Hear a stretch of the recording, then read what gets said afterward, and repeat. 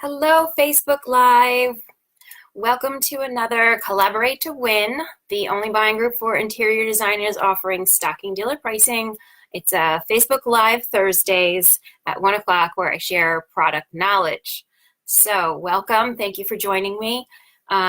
Today, I'm going to share with you a story of how I even started going down this path.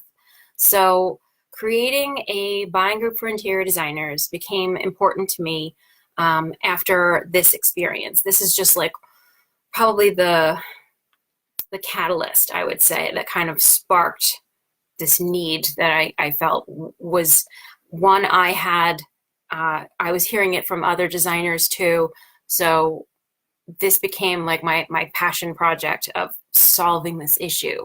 So every week we come and we talk about product knowledge. So this is product knowledge because when I was working with a client, we had something go terribly wrong because of a product.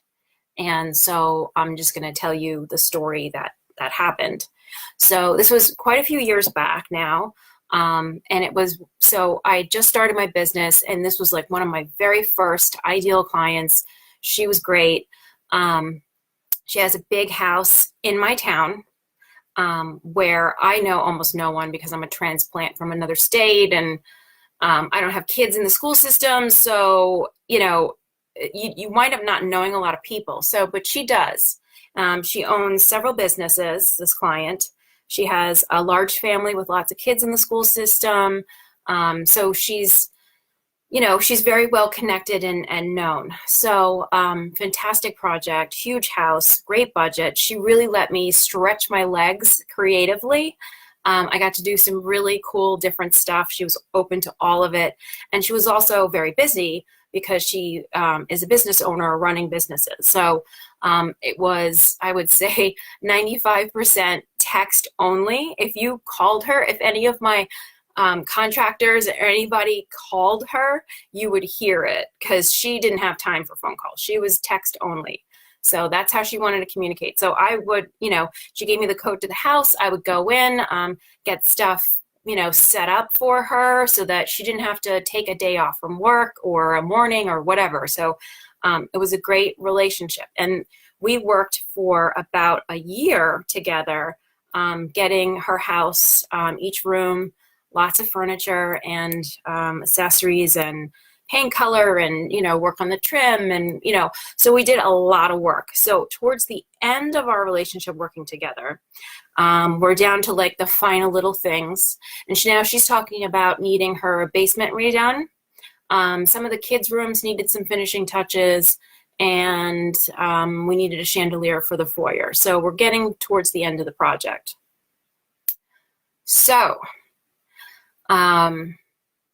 at this point, I'm going to furniture stores to buy things, which is not the way you make money. And I kind of knew that, but I didn't know how else to do it, right? So I go to try to go about it in a different way. So I said, okay, well, we found a new chandelier that we liked for the foyer. It's from Schoenbeck. I had their catalog. And so based in New Jersey, there's the New York showrooms. Those are the places of go-to for designers, generally speaking, right? The D&D building and 200 Lex. So those are supposed to be designer friendly, right? It's supposed to be a trade resource where we go, we can touch it, we can feel it, we can buy it from them for a good price, right? And get our clients the things that they need. Oh, if only that were true. So with this really great client, I showed her just the right fixture that would work for her. Size-wise, color, we picked everything out. Showed her a picture one day. She's always on a run, so she's like, yeah, get me the price, and I'll get you a check, whatever. So I call the showroom in New York. I get a price. I make sure I know this is not retail, right? This is my price. Yes, this is your price. This is your designer price. Okay, so designers usually mark up 30% on what they purchase. So I marked it up 30%. And I came back to her with the number, and I told her ahead of time, Schoenbeck is high end. This is one of the top manufacturers of lighting. It's not going to be cheap. This is an expensive piece, but it's going to be stunning. So, she said, well, what is it? So I don't remember what the price was. This was quite a few years ago. So she says, all right, let me think about it. So she goes to a lighting store nearby, Capital Lighting, and I think they're nationwide, and finds it for less than what my designer price was. Less than my designer price. So of course, if I take what my price is and put a markup on it, that's an outrageous price to give to a client now. So it threw her off so badly because it just brought into question every single piece of furniture we had ever bought together, everything. She wasn't like ravingly angry, but I could tell she was not trusting me anymore. Now, this is a woman that could have given me so many referrals. And so aside from the fact that I'm not going to get the chandelier order, which big deal, that wasn't what I was upset about. I'm upset that I've been lied to by a showroom who's supposed to have my back and tell me what my real prices are so that I can actually sell their product and make a living doing that, right? Oh, so she's angry. I'm explaining that I don't understand why she's getting such a good price and that this is what I was told and I will look into it and I'm really sorry. And so you can buy it from them. I'm not going to get upset about that. But now she's questioning my ability as a designer to be able to provide her with accurate information, rightfully so, because I really believed them. I thought that they would be honest because it's the New York showrooms. So I did not get to help her with her basement, which she eventually did. I did not get to finish the children's rooms or the finishing touches for anything. I don't think that we left it in a bad place, but it wasn't now I'm going to refer you to all of my friends who live on this amazing street in this area where, honestly, I should be designing all of these homes. So I'm not getting the referrals, and I look bad. This was the catalyst for me saying, okay, so what's up with sourcing product? Like, why is this so difficult? If I go to a furniture store and I only make 10%, it's really not enough for the amount of work and responsibility and liability that you take on. 10% is not enough. Then if I go to a showroom where I'm supposed to make 20 to 30%, because I'm supposed to be getting it at a wholesale price where you can mark it up, and they're not being honest with me, well, then what do you do? So at that point, that's the point where I said, okay, I've worked for furniture stores and I know that they go to High Point every year, twice a year. So that's the point where I said, I'm going to go to High Point. So I got my badge. I went down. The High Point is huge. If you haven't gone, it's amazing. They call it the Mecca of furniture and design for a reason. It's an entire city just dedicated to showing the new product so that you can sit in it, feel it, and buy it, for designers, for furniture, stores, all of that. So I go down and I started opening accounts. And to do that, I had to be like a CIA integrity. Oh, I can't say that word. So suddenly I've got like the heat lamp, and I'm like, all right, so tell me what the real pricing is. No, okay, you're not going to tell me what the real pricing is. All right, so I see on the tag here that you've got 3 different. So what does it take to do this? And I kept getting to run around with, well, you're only a designer. If you don't have a showroom, you can't fill in the blank.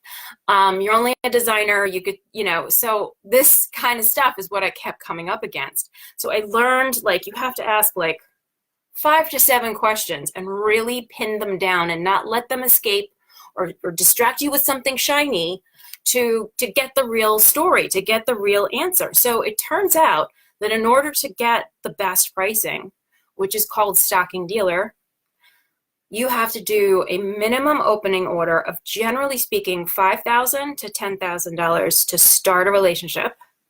And then to keep that going, every year you need to do usually, sometimes it's 10, like if it's an accessory line.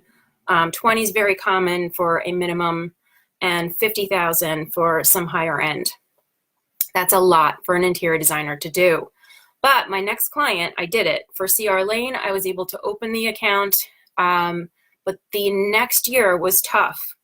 The next year I was like, okay, I've got, a lot of window treatments coming in, or some other type of job where they don't necessarily need the sofa and chair that would get me where I need to be with CR Lane. So that's when the buying group was born.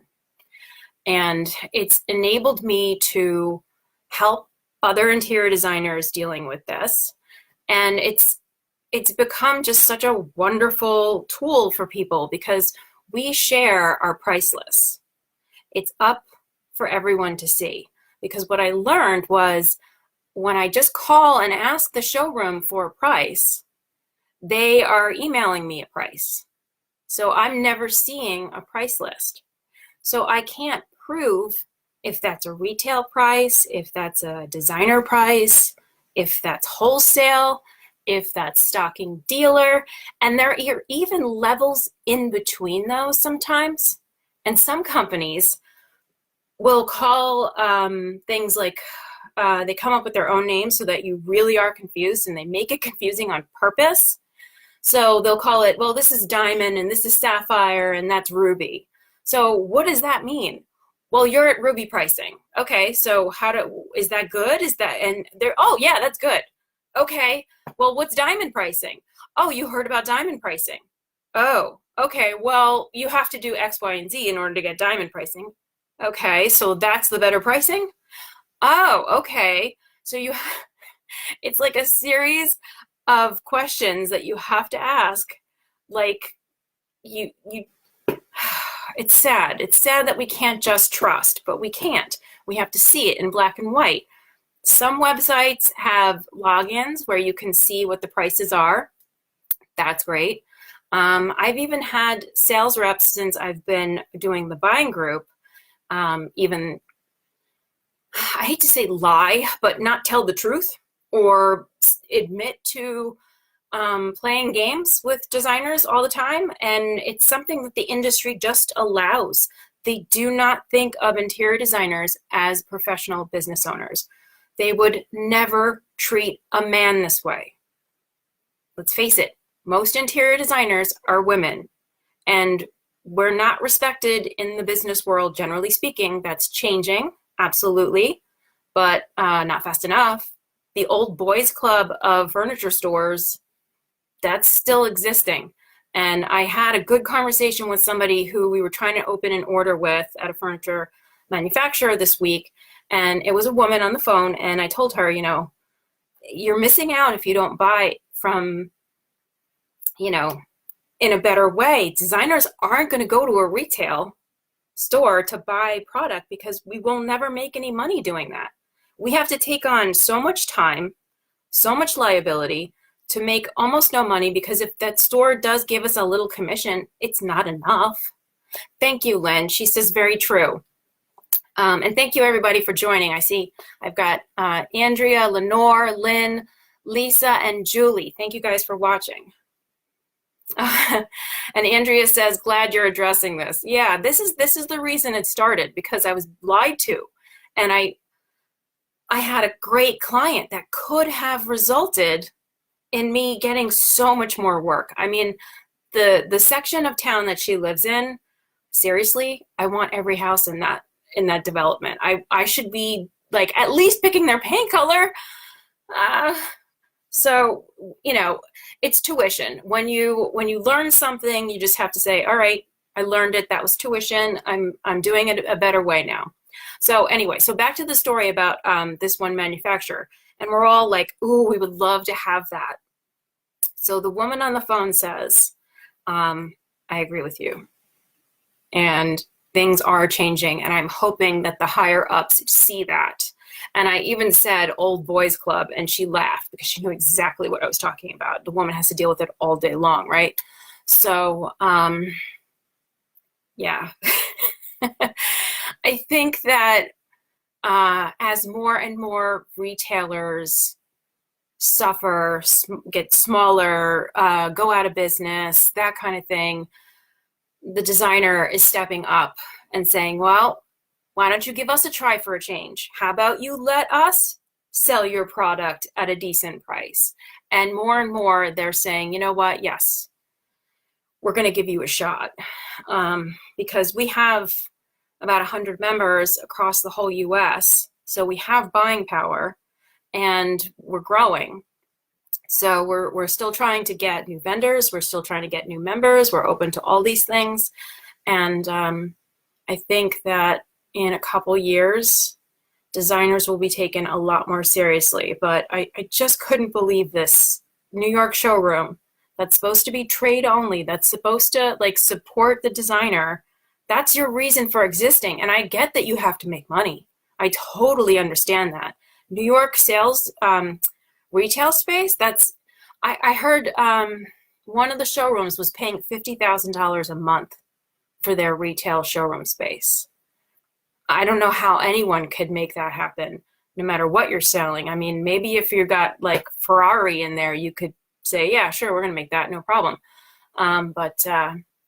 Yeah, so I get that they need to make money, but they don't seem to understand that we need to make money. And I've had plenty of sales reps tell me, well, you don't need to make a profit on the product you sell. You charge by the hour. Well, you obviously have no idea how that works, because that's not enough. And so that's the story of the reason that everything kind of came to be. And I mean, I guess it's good in a way, because I would have never gone down this road of creating a whole buying group to solve this issue for not just myself, but everyone that's dealing with it in the United States.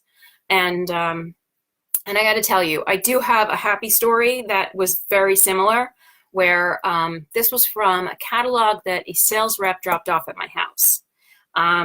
Different client, very similar time period, where I was trying to like branch out into not going to the furniture store, trying to test the waters and what this is like. So I tried to source from this catalog a mirror. It was like one of these final end pieces that we needed. And so I call the number on the back. They give me a price. Again, I'm saying, this is my price, right? That's not retail. Yeah, that's your price. Okay. So of course it's more money than what you can find it on Wayfair for, plus they're giving free shipping, and it's going to be at least $100 to ship a mirror that size. It's very heavy. So this story turns out much happier. And I think the difference between these two, because they happen almost so close to each other and with such a similar storyline, I think the main difference here is that this client and I worked together on everything, very hand in hand, and I was transparent about everything, and she knew it because I would sit there and explain it, and she'd go, okay, let me think about it. 2 days later, I get a check. So instead of being the busy person that can only text you every once in a while, you know, we were able to work hand in hand getting stuff done. So she knew me personally better, knew I wouldn't do anything like that. So anyway, so the mirror comes back much more expensive than I could get it for. I mean, much cheaper, I'm sorry, so much cheaper than I could buy it for. So I'm pissed, right? Like, why would you give me this catalog and tell me this price if I can't even buy it for that? So I told the client, please buy the mirror from Wayfair. I want you to have it. It's the right fit. It's the right color. It's the right size. I looked for a long time to find it. Just buy it from Wayfair. I want you to have it, and we call it done. And I'm sorry, because I had no idea I've been lied to, and I will be throwing away that catalog. So she said, well, I feel really bad because I know you searched for a while to find it. So, and I know that you would make 30% above the cost. So can I please send you a check for the difference from Wayfair price? That's an excellent client. And she did. She sent me a check for whatever it was, $50, $75. But as you know, those $50, $75 checks add up and they mean something. So that is an excellent client. That is the happy ending that, you know, you didn't ruin the relationship. She respects you and your process because she understands. That's an excellent, excellent client. And I've worked with her many times since then, and will probably continue to, because, you know, she had another baby, so we did that room, and then she did the outside. So, you know, this is a client that keeps coming back because that's the end result you really want. You want repeat clients. You don't have to sell them again. They're sold. They love you. They want to work with you again. They're saying, yes, now I need this. So I'll never get that again with the first client I told you about. But tuition. So I hope that this story helps you to understand not just the product that you're sourcing for people, but how you buy it is so important. So next week I will come back on Thursdays, 1 o'clock, to share with you some more Collaborate to Win product knowledge. And I actually don't have a topic picked out, so if you have something in mind, tell me, and I will do some research if I don't know about it already. Okay, thank you so much for watching. I really hope that you got something out of this. Have a fantastic end of your week. Happy St. Patrick's Day. And okay, bye.